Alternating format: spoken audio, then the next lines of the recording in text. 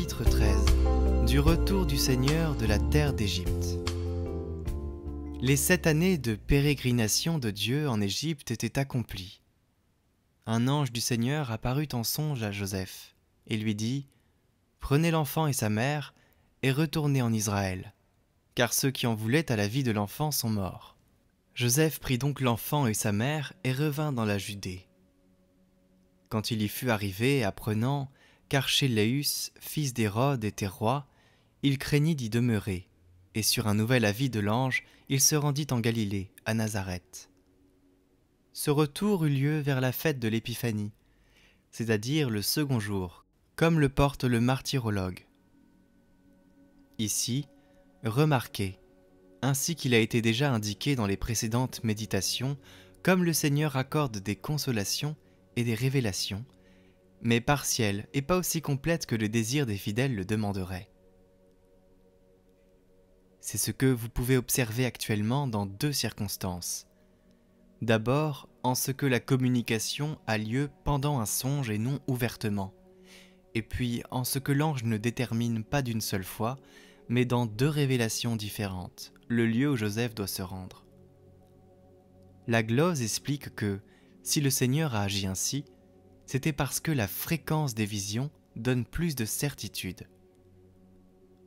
Aussi, quelles qu'elles soient, ces communications doivent nous paraître merveilleuses, et nous devons apprendre à en être reconnaissants, parce que Dieu fait toujours, de son côté, ce qu'il sait devoir nous être plus utile.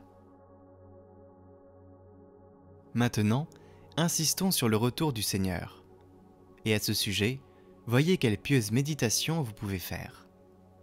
Transportez-vous de nouveau en Égypte, pour y visiter l'enfant Jésus. Vous le rencontrerez dehors, au milieu des autres enfants.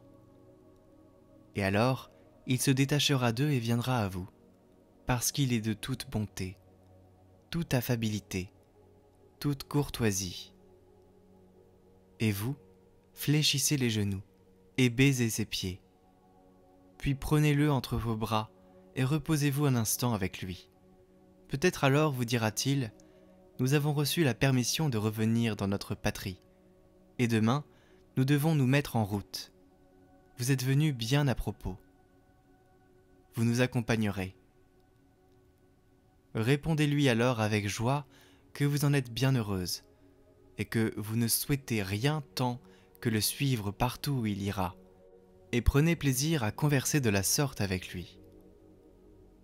Je vous ai déjà dit que ces petits détails, qui semblent puérils, sont pleins de charme et de force dans la méditation, et aident merveilleusement à s'élever à de plus hautes pensées. Ensuite, l'enfant Jésus vous conduira à sa mère, et vous traitera avec affabilité et bienveillance. Et vous, faites-lui votre révérence à 2 genoux, ainsi qu'au saint vieillard Joseph, et reposez-vous avec eux. Le lendemain, au matin, vous verrez quelques pieuses femmes de la cité, et aussi quelques hommes venant pour les reconduire jusqu'à la porte de la ville, à cause de l'agrément et de la sainteté de leur conversation. Voilà plusieurs jours qu'ils ont annoncé leur départ dans le voisinage, parce qu'il n'est pas convenable de s'en aller subitement, et comme en cachette. Et s'il en a été autrement quand ils sont venus de la Terre Sainte, c'est qu'ils craignaient pour la vie de Jésus. Ils se mettent donc en chemin, Joseph marchant devant avec les hommes, et la Sainte Vierge suivant derrière avec les femmes. Et vous, prenez l'enfant par la main, et marchez au milieu, en avant de la Sainte Vierge, car elle ne laisse pas son fils en arrière. Arrivé au-delà de la porte, Joseph ne veut pas consentir à ce qu'on l'accompagne plus loin. Alors un des assistants, qui est riche et qui a pitié de leur pauvreté, appelle l'enfant afin de lui donner quelques deniers pour les dépenses de la route. L'enfant a honte de les recevoir, et cependant, par amour de la pauvreté, il tend la main, accepte les deniers et remercie. Plusieurs autres font de même, et les femmes également. La mère rougit autant que le fils, mais par humilité, elle rend grâce à tout le monde. Ici, vous pouvez vous attendrir sur le sort de celui qui, maître de la terre et de toutes ses richesses, a choisi pour sa mère, pour son père, nourricier, et pour lui-même, une pauvreté si cruelle, et a vécu dans une si complète pénurie. Combien éclate en eux cette sainte et auguste vertu, et combien elle doit, à leur exemple, nous paraître digne d'admiration et d'amour. Enfin, ils rendent grâce à tous leurs compagnons, leur disent adieu et prennent leur chemin. Mais comment reviendra le pauvre petit Jésus, tendre délicat enfant? Le retour me paraît encore plus difficile que la venue, car lorsqu'il arriva, il était tout petit et l'on pouvait le porter. Le voilà maintenant trop grand pour qu'on puisse le porter, trop petit pour qu'il puisse marcher seul. Mais sans doute quelque bon voisin leur a donné ou prêté un âne sur lequel Jésus peut monter. Ô bel et tendre enfant, roi du ciel et de la terre, que vous avez souffert pour nous, et que vous avez commencé jeune à souffrir.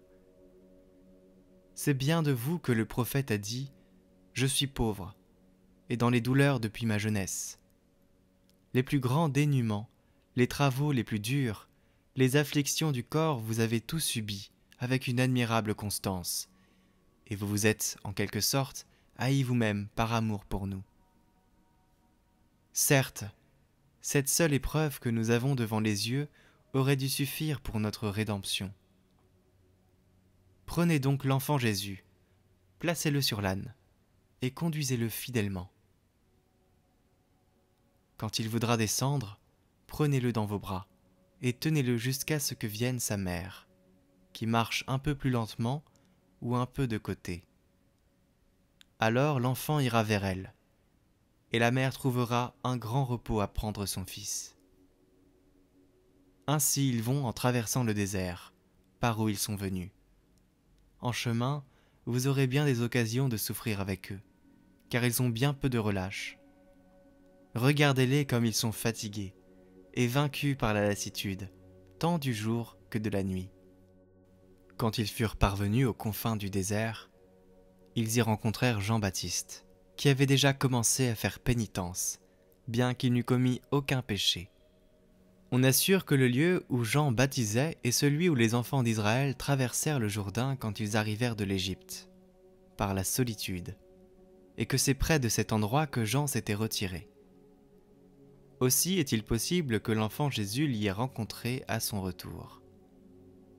Méditez donc avec quelle allégresse Jean les reçut. Et eux, s'arrêtant un peu de temps, mangèrent avec lui de ses racines crues, et le quittèrent après avoir joui d'une immense joie spirituelle. Et vous, à l'arrivée et au départ, mettez-vous à genoux devant Saint Jean, baisez ses pieds, demandez-lui sa bénédiction, et recommandez-vous à lui. Car cet enfant est merveilleux, et béni dès son berceau. Il fut le premier ermite, le principe et la voie de ceux qui veulent vivre en religieux. Il fut vierge, très chaste, et très grand prédicateur, plus que prophète et martyr glorieux.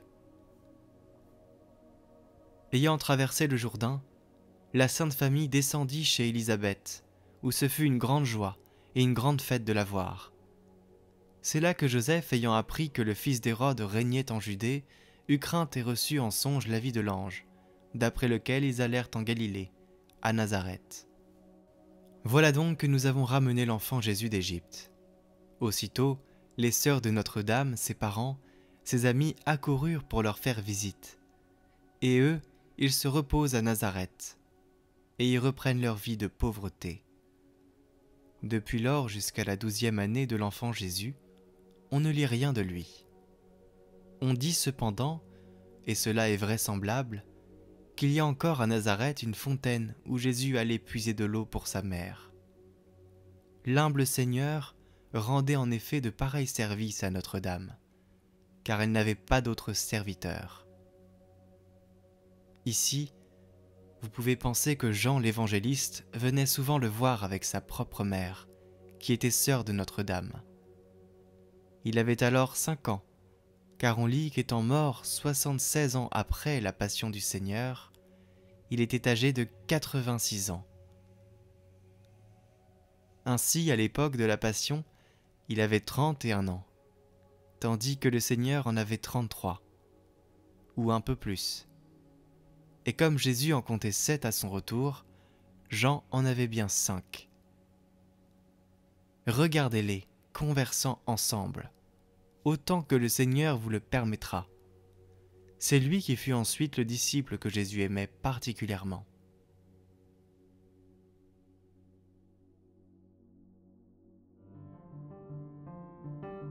Les œuvres visuelles que vous voyez dans ces vidéos sont toutes réalisées pour Catoglade, spécialement pour l'occasion de ce parcours des méditations de la vie du Christ.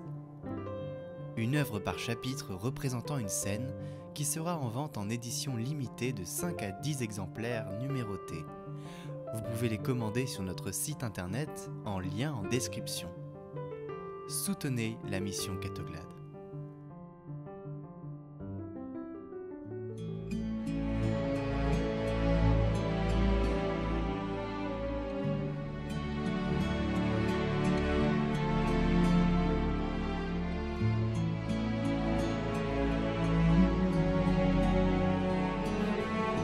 Écoutez la parole du jour, chaque jour sur Catoglade.